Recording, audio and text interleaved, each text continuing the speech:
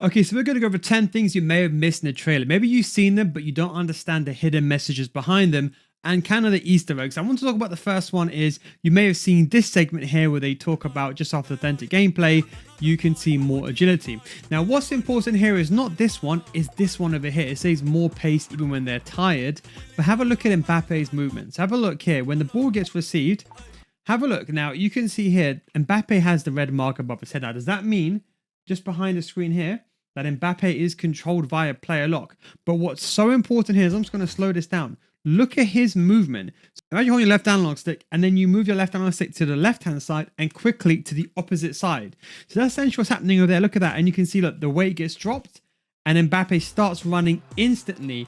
So is this also indirectly buffing L1 triggers and just player movement in general? Does that mean now when we press the L1 button to push a player going forward, they're actually going to make that run it behind immediately? As normally we see a bit of an animation delay and then they run. So that's going to be very, very interesting. So yes, we know there's more pace when they're tired, but this is also tying into agility. So we know you can see like here, the player drops the weight, moves very quickly, almost 2x, sometimes even 3x in some situations. But you can see like here, just watch Mbappe, starts making a run, explosive, and then quickly beats the defender initially. And maybe the defender has time to catch up, but you see it's that initial burst of energy, something that we didn't really notice inside that trailer that we did probably notice at first hand, but something that's very, very interesting. Now we're going to come back to this one. Make it faster, make it realistic. The two arguments that always brush together with the casual base community and the arcade. Now they're splitting it into two different types. Now what's interesting, competitive gameplay and authentic. The question is, we know probably competitive is probably going to be Ultimate Team, but does that mean that you could play Ultimate Team also? Is squad battles going to be, for example, authentic gameplay? It'll be interesting to see how they do this. And I'll be honest, this is probably the way to go forward. I think one community wants slower gameplay, one wants faster gameplay. Putting them together always produces a mismatch, but now we have them split out into two different entities. I think that's the way going forward to satisfy both people of the audience. So why not have both? That's what the key thing is with that. So I think having both of them would be very, very interesting. And maybe, for example, that fast agility only is in the responsive gameplay, but maybe it's not in the authentic gameplay. Something just to bear in mind. So maybe they made it more responsive than actually meets the eye. Time will only tell. Now, also coming back to the same clip, it says even when they're tired, so more pace. So the question is, does that mean they've overhauled stamina? We know stamina has been a big issue, especially in terms of team press. So the question is, how have they overhauled stamina? Have they made it so stamina now influences if you're attacking the ball in a specific opportunity? How does it work? Because we know players get tired so easily. And also, remember, it's to do with delay. I'm going to show you something exclusive. This is from Foot 19. You actually can't even find this on the website anymore. It's actually a hidden link.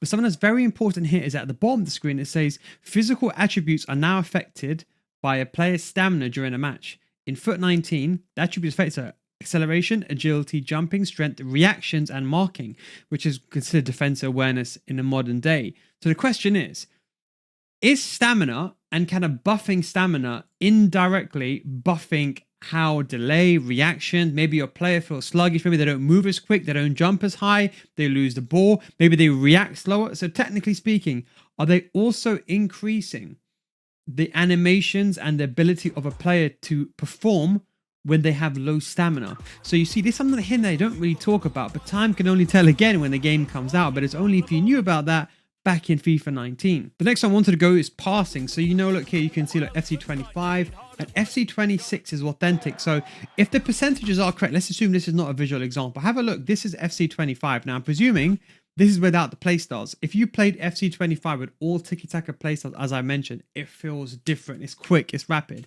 Have a look at how slow the ball is moving and look at FC26 moving so quickly, so fluid. That's what we wanted. So what's interesting is FC26, even the authentic FC26, it says 65, about 65% faster. So that means even the authentic gameplay that makes it more realistic, even that is increased the speed, which is needed.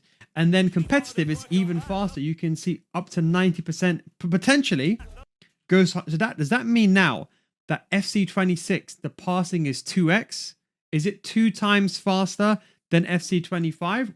We don't really know. This could just be a visual diagram, but it could be a hidden meaning as well. Or maybe we know authentic is 2/3 faster, as 2/3 as fast, should I say.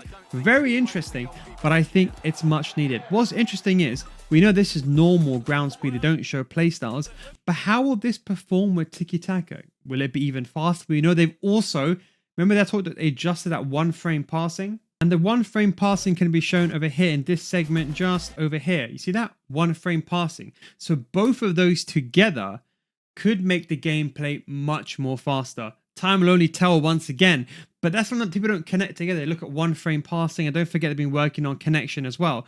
But when you combine that with the passing, you then get a complete different formula. So passing has improved, it's accurate, more accurate, but has first time passing proved even more? That is the big question. Now, something over here, we know it says fixed tackles, way too many bounce backs, not anymore. So we know they're trying to fix it. But what's interesting here, what you don't see, is you see in these small little glimpses of all these videos, have a look at something that's recurring.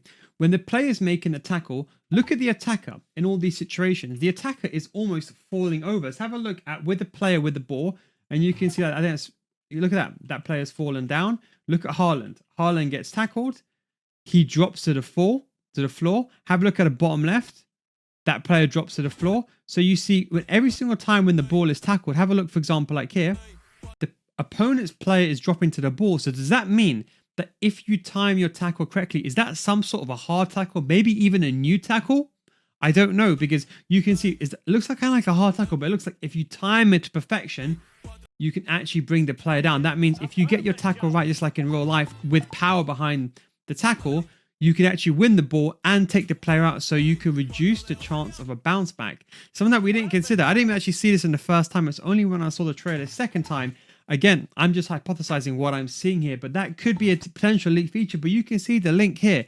All the players are always falling down. Is that some sort of new tackle that they've not talked about inside the game? I think it might be. Now, here's another one.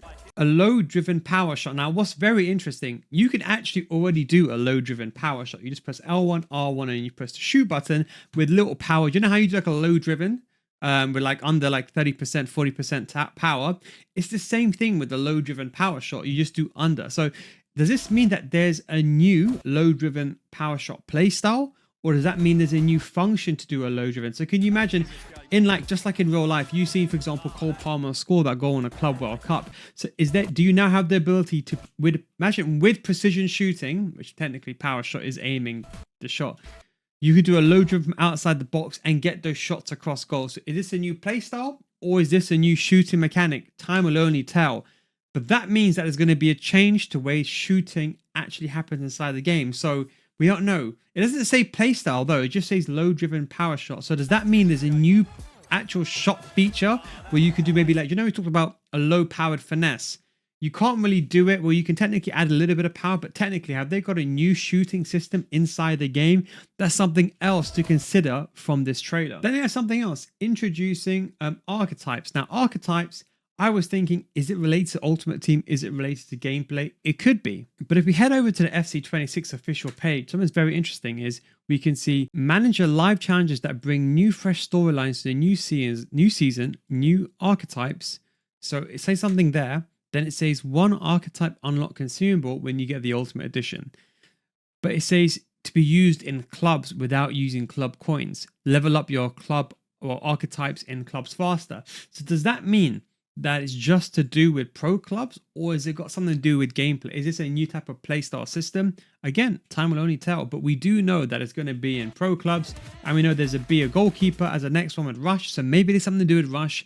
I'm not too sure, but that's very interesting. We could also see a sneak peek of some of the new roles. You got, for example, inverted wingback. Very, very interesting over here. What's more interesting is the player choice that they're using, and it looks like number 7, Vinicius Jr. So does that mean you can play a winger in inverted wingback? I actually have no idea, but I'm just seeing number 7. I'm just thinking, is there like a hidden meaning behind that? Who knows? But you could do inverted wingbacks. There's some new play styles, which we talked about, the precision heading play style, which is very, very important. Just a few other things. And one thing I wanted to mention about is high contrast mode. This is one of the biggest caveats. one of the big thing, it appears that you can change the contrast of the pitch, make it more. Imagine with shadows, you can make it a bit. Maybe you can remove shadows. Maybe you can adjust. Well, you can adjust the saturation, the color. I think it's very, very important to adjust the contrast. A lot of people sometimes have difficulty. Imagine you're playing with a pitch that's very, very bright, or maybe it's hard to see. Very, very important. So for the accessibility features, people who have issues with color blindness, I think this is a big step going forward. High contrast mode. And just after that, they talk about something very interesting: rebalanced formations. Now we know the 4-2-1-3 this year has been the absolute dominant formation throughout the entire cycle. It hasn't leveled off, or hasn't gone down, hasn't gone up. It's just been the same at the top, and hasn't really been anything near that. We know we do have the 4-4-2 really, but that's it. So rebalanced formation. Does that mean there's new formations in FC26? Does that mean that they've changed, they've nerfed the 4-2-1-3? Because we know that every single year there's normally some sort of meta, 4-2-3-1, a 4-3-2-1 the year before that, and now we have the 4-2-1-3. But they rebalanced it. Have they changed the way CDMs act when they're defending, the way center mids are not really involved in the defensive shape that much to kind of just stand there?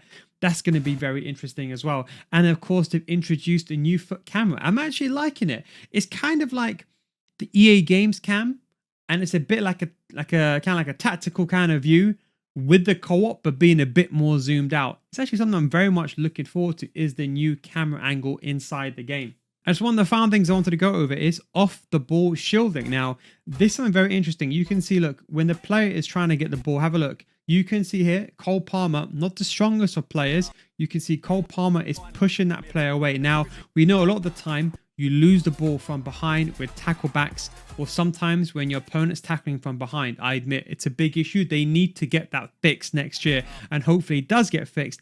But is this also potentially a solution? Because you can see the way the body is used is blocking the ball. There's no kind of gap in between the feet per se, because you're pushing the player away. So if you time it correctly, you can push the player away and then receive the ball on a half turn and not worry about your opponent having to tackle the ball. So you can see it's the timing of the action. So maybe you press the L2 button, maybe you hold the L2 button, and maybe you hold it, like for example, like this, and then you release it just at the moment the ball comes towards you. So you push the player away a little bit. That way, if they get too close, just like in real life, you can nudge them away, and then you can receive the ball on a half turn, and then you can bring the ball going forward and take a touch going forward. So is this interesting, a new possession style mechanic that allows you to control the ball without losing the ball from behind? But that's just some of the top 10 things I wanted to go over in the trailer. Yes, maybe we knew about these things and they said it, but it's more of how they influence the gameplay, how they change the gameplay inside FC26. I'm looking forward to this. Let's see. We're going to see the new pitch notes. I believe it's going to be coming out in August, or there's July or August, I think they said on that little thing. So let's see. Time can only tell. Let me know what you think down below in the description. I think from a marketing perspective, I think it's a good trailer. But let me know what you think down below. Catch you next time.